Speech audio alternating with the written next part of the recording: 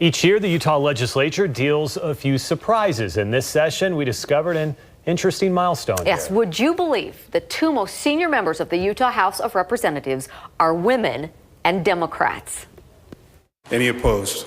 No. I'm going to rule that motion fails.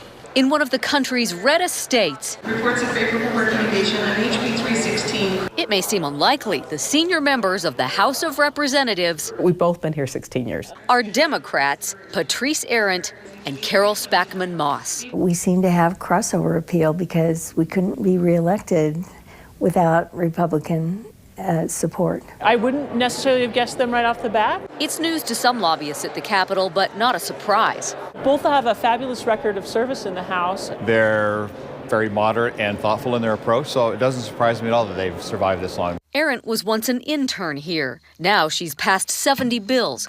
Chief among them, she says, Utah was one of the first states to pass a safe haven law. so that babies can be anonymously dropped off, infants can be dropped off at hospitals. Spackman Moss is a former teacher who doesn't consider herself a politician. What I do is still about educating people. She's most proud of passing the first bullying and hazing laws.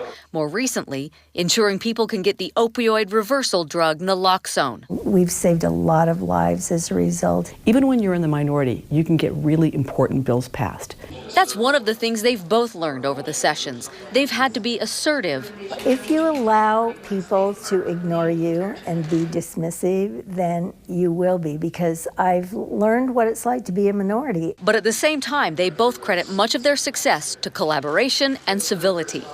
The partisanship of the current political climate discourages them, but it's offset by signs of more women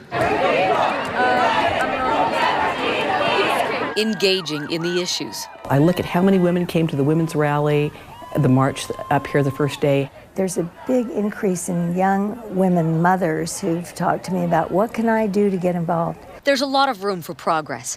Capitol artwork reflects Utah's history. Long before statehood, we were second only to Wyoming to give women the vote. But the presence of women in the legislature, not as progressive. According to the National Conference of State Legislatures, women make up just more than 15% of Utah lawmakers here, among the lowest in the country.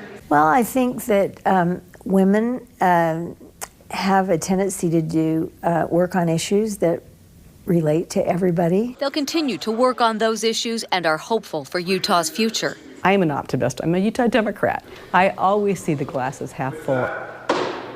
So they are hopeful for the future, but they don't talk about their own plans for the future. They take it one step, one campaign at a time. It's the only way you can do it, right?